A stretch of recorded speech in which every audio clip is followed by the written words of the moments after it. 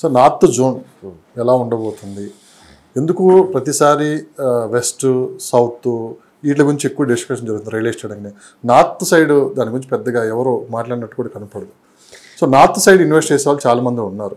So north side developments ఏంటి, అసలు నిజంగా అక్కడ ఇన్వెస్ట్ చేయొచ్చా, ప్రజెంట్ మార్కెట్ ప్రైస్ ఎలా ఉంది, ఒకవేళ ఇప్పటికీ ఇన్వెస్ట్ చేస్తే ఫ్యూచర్ ఎలా ఉంటుందని చెప్పి కూడా చాలామంది అడుగుతున్నారు. ఇప్పుడు నార్త్ జోన్ వచ్చేలాక అందుకని అంతకుముందు ఎక్కువ ఏంటంటే ఇప్పుడు ఐటీ ఎక్కువ వెస్ట్లో ఉందండి. అట్లనే సౌత్కి వచ్చేలేకే మిగతా కంపెనీస్ వలన కానీ డిఫరెంట్ ఫ్యాబ్ సిటీ కానీ ఇంకా హార్డ్వేర్ పార్క్స్ కానీ మిగతా కంపెనీస్ ఇప్పుడు షాద్నగర్ ఏరియా కానీ అటు షాబాద్ ఏరియా కానీ ఇటన్నీ కొన్ని ఇండస్ట్రీస్ పరంగా ఎంప్లాయ్మెంట్ జనరేషన్ వల్ల కొంచెం సర్వే అవుతుంది. ఇక్కడ నార్త్కి వచ్చేలేక ఏంటంటే అది కొంచెం ఇబ్బంది. మేడ్చల్ ఆ రూట్లో కానీ కోంపల్లి ఈ రూట్లో కానీ రీసెంట్గా లాస్ట్ ఇయరే ప్రీవియస్ గవర్నమెంట్ కూడా ఒక ట్విన్ టవర్స్ అనేది ఐటీ ట్విన్ టవర్స్ అనేది కొంపల దగ్గర అనౌన్స్ చేసింది. అది మెటీరియలైజ్ అయితే నియర్ అబౌట్ 500 కంపెనీస్ అందుట్లో రాబోతాయి విన్నాను నేను. మోర్ దెన్ 50,000 పీపుల్కి ఎంప్లాయ్మెంట్ అనేది జనరేషన్ అవుతుంది. ఎప్పుడైతే అటువంటి సెక్టర్స్ మనకి ఎప్పుడైతే షిఫ్ట్ చేస్తూ ఉంటారో ఆటోమేటిక్గా ఏంటంటే ఎక్కడైతే ఎంప్లాయ్మెంట్ జనరేషన్ అవుతుందో అక్కడ ఆటోమేటిక్గా డెవలప్మెంట్ అంటే నార్త్ కూడా ఇప్పుడు మీకు లాస్ట్ 4-5 ఇయర్స్కి ఉన్న నార్త్కి ఇప్పటికి డెఫినెట్గా చాలా తేడా వచ్చింది. ఇంకోటి అబ్జర్వ్ చేశారు లేదు, నార్త్లో కూడా ఏంటంటే ఇప్పుడు డబుల్ డెక్కర్ ఫ్లైఓవర్స్ మనకి అనౌన్స్ చేశారు. అటు జూబ్లీ హిల్స్ నుంచి ఇటు ప్యారడైజ్ నుంచి కండ్లకోయ వరకు కానీ ఎక్కడి నుంచి జూబ్లీ హిల్స్ నుంచి షామీర్పేట అంటే ఓఆర్ఆర్కి దగ్గరగా మీకు ఫ్లైఓవర్స్ ఉండాలండి. ఆ ట్రాఫిక్ కంజెషన్ అనేది చాలా వరకు తగ్గిపోతుంది.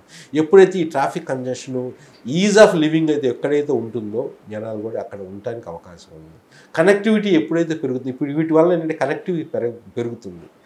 ఓఆర్ఆర్ కానీ ఇంకా రాబోయే ట్రిపుల్ ఆర్ కానీ కనెక్టివిటీ పెరగడం వల్ల కానీ మిగతా ప్లేసుల్లో కూడా ఈ నార్త్లో కూడా మీకు ఇక్కడ ఎక్కువ 1 lakh పెట్టేసేసి ల్యాండ్ కొని పర్ స్క్వేర్ యార్డ్ ల్యాండ్ కొంటుంది దేనికి, లేకపోతే 10,000 ఇప్పుడు నియోపోలిస్ ఆ ప్రాంతంలో 10,000 ఫర్ ఎసెప్ట్ ఇక్కడ కొంటుంది దేనికి. అదే కొంచెం దూరం వెళ్ళిపోయి మేడ్చల్ ఆ ప్రాంతంలో కోంపల్లి ప్రాంతంలో 6,000-7,000 పర్ ఎసెప్ట్ ఇల్లు కొనుక్కొని ఉండదు. అద్భుతం.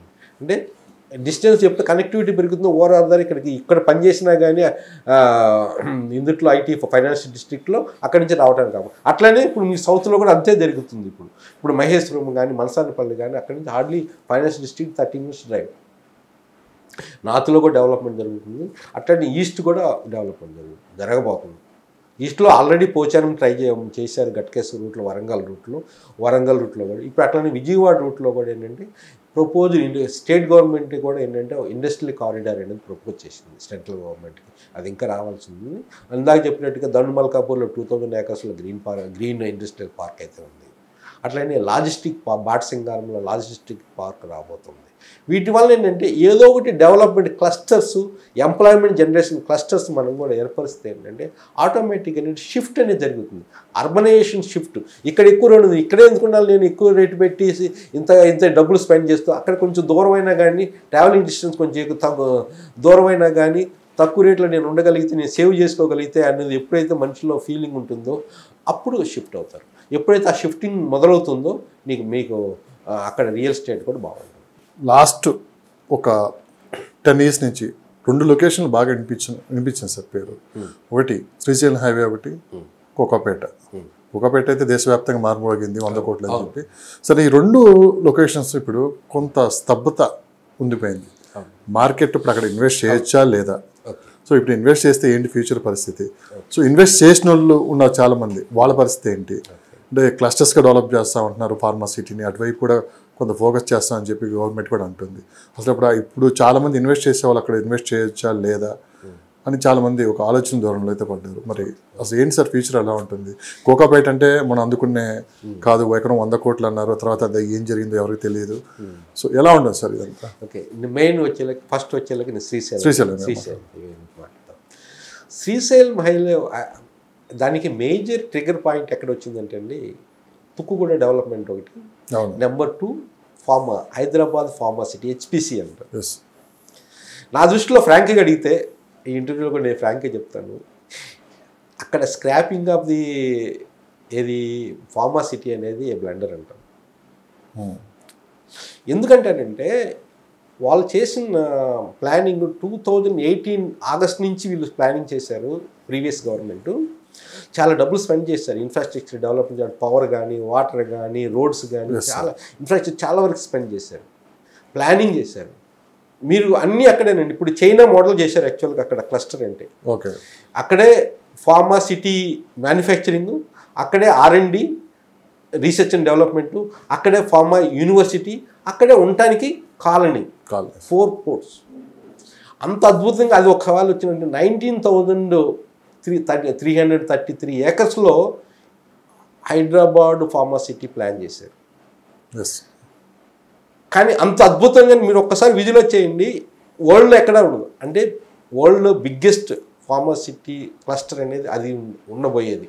ఎప్పుడు ఏంటంటే మనము స్మాల్ థింగ్సే కాదు, బిగ్గర్ థింగ్స్ అయినా కానీ కష్టమైనా కానీ దాన్ని డ్రైవ్ చేసి ఇంప్లిమెంట్ చేస్తేనే ప్రాబ్లమ్స్ వస్తాయి. ఇంప్లిమెంట్ చేస్తేనే అదొక పేరు అనేది హైదరాబాద్ అనేది డెఫినెట్గా వచ్చేది. ఓకే, ఇప్పుడు దాన్ని దాన్ని డిజింటిగ్రేట్ చేసి 10 clustersలో ఒక 1,000 to 2,000 acresలో పెట్టారు. అక్కడే ప్రాబ్లం చెప్పింది ఏంటి? పొల్యూషన్ అన్నారు, పీపుల్స్ ప్రాబ్లం అన్నారు. ఈ పొల్యూషన్ ఒక దగ్గర ఉండి పొల్యూషన్ కంట్రోల్ చేయటం ఈజీయా, 10 clustersలో 10 places నేను కంట్రోల్ చేయటం ఈజీయా? మనకి వరల్డ్లో టాప్ రీసెర్చ్ కూడా చేశారు, జీరో లిక్విడ్ డిశ్చార్జ్ అనేది. అంటే ఏ విధమైన పొల్యూషన్, గ్రౌండ్ పొల్యూషన్ కానీ ఎయిర్ పొల్యూషన్ ఉండకూడదని ట్రై చేస్తున్నారు, అక్కడ చేశారు. ఓకే, ఏనండి గవర్నమెంట్ ఏ పాలసీ అంటే మనం దానితోనే మనం పోతాం కాబట్టి ఏంటంటే ఇది కూడా. కానీ ఏంటంటే ఒక ఐడెంటిటీ అనేది హైదరాబాద్కి HPC వల్ల వచ్చేది, దాన్ని నమ్ముకొని రియల్ ఎస్టేట్ కూడా చాలా ఎంప్లాయ్మెంట్ ఏంటంటే more than 5 lakh employment plan అండి. అందులో more than 200 industries ready to move. Okay, many foreign drug companies కానీ, ఫార్మా కంపెనీస్ కానీ ఇవన్నీ కూడా ప్లాన్ చేసింది. అవన్నీ ఇప్పుడు వెనక్కిపోయినట్టే కదండి. ఇప్పుడు ఏంటంటే ఏ కంపెనీ అయినా కానీ, ఏ గవర్నమెంట్ అయినా కానీ, ఎక్కడైనా కానీ స్టడీ గవర్నమెంట్ ఉండి ఇటువంటి ప్లాన్ ఉన్నాయి అనుకోండి, ఫ్యూచర్ వాళ్ళు చూసుకుంటారు. ఏ ఫారిన్ ఎవరైనా ఇన్వెస్ట్మెంట్ చేసేటప్పుడు లాంగ్ టర్మ్ చూసుకుంటారు. అదొకటి నాకు తెలిసినంతవరకు. ఇప్పుడు బాగా ముందుగా చేసిన వాళ్ళకి పెద్దగా లాస్ ఉండకపోవచ్చు అక్కడ రియల్ ఎస్టేట్ పరంగా. కానీ ఈ లాస్ట్ 2-3 yearsలో ఎవరైతే చేశారో ఇన్ఫ్లేటెడ్ రేట్స్ డెఫినెట్గా దాన్ని నమ్ముకొని రేట్లు పెరిగిన ప్రాంతాలు ఉన్నాయి. అక్కడ ఏది కందుకూరు, కడతల వరకు కూడా ఆ రేటు. అండ్ ఆ ప్రాంతాల్లో ఇప్పుడు వాళ్ళకు మాత్రం వెయిట్ చేయాల్సి వస్తుంది. వాళ్ళు ఇప్పుడు కొన్న రేటు కొంచెం డెఫినెట్గా అమ్మాలంటే రాదు, కొంచెం వెయిట్ చేయాల్సి. డెవలప్మెంట్ ఉంటుందండి ఎక్కడైనా, హైదరాబాద్ డెవలప్మెంట్. కానీ ఎంత వెయిట్ చేశారనేది కూడా అది కూడా ఇంపార్టెంట్ ఫ్యాక్టర్ కాబట్టి దే హ్యావ్ టు వెయిట్. అది అంటే దాన్ని బేస్ చేసుకుని కొన్న వాళ్ళకి అదొకటి. ఓకే, ఇంకోసారి వచ్చేళ్ళకి నియోపోలిస్ అనేది రియల్లీగా ఒక పాత government they done a business in the real estate. Real ఎస్టేట్లో బిజినెస్ చేశారు పాత గవర్నమెంట్. లేని రేట్ని ఇన్ఫ్లేట్ చేశారు. 1 acre 100 crores అని చెప్పేసి యావరేజ్గా ఎంత వచ్చింది? 65 ఎంతో పడినట్టుంది అంతా మొత్తం చూసుకుంటే. అట్లనే మోకిలలో జరిగింది, అట్లనే బుద్వేల్లో 350 acresలో కూడా జరిగింది. అంటే అక్కడ ఏంటంటే ఇన్ఫ్లేట్ చేసేసి రేట్స్ని పెంచడానికి ప్రయత్నించారు. దాని యొక్క ఎఫెక్ట్ మిగతా ఆ ఏరియాస్లో తీసుకురావడానికి ఎవరైతే తెలివిగల ఇన్వెస్టర్స్ అప్పుడు అమ్ముకొని బయటపడ్డ వాళ్ళు లాభపడ్డారు. అది ఈరోజు కూడా మీకు నియోపోలిస్ బాగానే ఉంటుంది. కానీ ఇప్పుడు కొంటూ ఆ రేట్లో అంత ఉత్తమం కాదు. ఇప్పుడు more than 10,000 rupees per SFT ఉంది. అటు మీకు ప్రెస్టేజ్ కానీ, రాజపుష్ప వాళ్ళు చేస్తున్నారు, అట్లనే మై హోమ్ వాళ్ళు చేస్తున్నారు. మై హోమ్ 99 కూడా ఒకటి వచ్చింది, మై హోమ్ అవన్నీ డిఫరెంట్ పీపుల్ వస్తుంది. కానీ రోడ్స్ బ్రహ్మాండంగా ఎక్సలెంట్గా ఉన్నాయి, నేను వెళ్ళి చూడటం జరిగింది. కానీ ఏంటంటే ఈ విధంగా చేసే డిఫరెంట్ సర్టన్ పీపులే వాళ్ళు చేయగలరు, ఇన్వెస్టర్స్. ఇంకోటి మీరు అద్భుతం జరుగుతుంది ఏంటంటే మీకు లాస్ట్ సేల్స్ కూడా ఏంటంటే లగ్జరీ అపార్ట్మెంట్ సేల్స్ పెరిగినాయి. more than 2,000 SFT ఉన్న అపార్ట్మెంట్స్కి సేల్స్ పెరిగింది. షిఫ్ట్ అవుతుంది, జనాల యొక్క రిక్వైర్మెంట్ షిఫ్ట్ అవుతుంది. ఒకప్పుడు నేను 500-600 SFTలో ఉండగలను ఒక చిన్న ఫ్యామిలీ అనుకునే వాళ్ళు ఇప్పుడు వాళ్ళకి కుదరట్లా. అంటే లైఫ్ స్టైల్ మారినప్పుడు రిక్వైర్మెంట్ మారుతుంది. రిక్వైర్మెంట్ మారినప్పుడు డెఫినెట్గా ఏంటంటే ఎమ్యూనిటీస్ కానీ బిల్డర్స్ కూడా ఆ విధంగా తీసుకొస్తున్నారు. అప్పుడు ఎందుకంటే మనకు తెలిసిపోతుంది దాని ప్రకారంగా కూడా ఏంటంటే డెవలపర్స్ కానీ బిల్డర్స్ కూడా మారుతున్నారు. ఆ విధంగా లగ్జరీ సెగ్మెంట్ కూడా ఎక్కువ వెళ్తున్నారు మీరు చూస్తే. కానీ టోటల్గా ఏంటంటే ఇండియన్ ఎకానమీ ఈరోజు కూడా మంచి పొజిషన్లో ఉంది. ఫిఫ్త్ పొజిషన్లో ఉంది. ఇండియన్ ఎకానమీ కూడా ఏంటి రియల్ ఎస్టేట్ కూడా ఈ ఇండియన్ ఎకానమీ కంట్రిబ్యూట్ చేస్తుంది. అంటే మిగతా స్టేట్లతో పోల్చుకుంటే ఇప్పుడు హైదరాబాద్లో ప్రైస్ చాలా తక్కువనే ఉందని చెప్పుకోవచ్చు. తక్కువ అని చెప్పను, కానీ రీజనబుల్ అని చెప్తాను. తక్కువ అని చెప్పను, రీజనబుల్ లెవెల్. కానీ మిగతా వాటిలో కన్నా డెవలప్మెంట్ స్కోప్, అప్రిషియేషన్ స్కోప్ ఇక్కడ ఎక్కువ ఉంది. ఎందుకంటే ఎంప్లాయ్మెంట్ జనరేషన్ స్కోప్ ఇక్కడ ఉంది. ఆ ఇన్ఫ్రాస్ట్రక్చర్ బాగా డెవలప్ అవుతుంది. ఆ ప్రకారంగా ఇన్ఫ్రాస్ట్రక్చర్ డెవలప్మెంట్ ఏ గవర్నమెంట్ వచ్చినా కానీ ఏంటంటే రియల్ ఎస్టేట్ యొక్క రెవెన్యూస్ మ్యాక్సిమం ఉండటం వల్ల వాళ్ళు దానికే ఎక్కువ ఫోకస్ చేయాల్సి వస్తుంది. వాళ్ళకి ఇష్టం ఉన్నా లేకపోయినా కానీ ఏ గవర్నమెంట్ వచ్చినా కనుక రియల్ ఎస్టేట్ మీద యొక్క ఫోకస్ లేకపోతే వాళ్ళకి ఇన్కమ్ రాదు.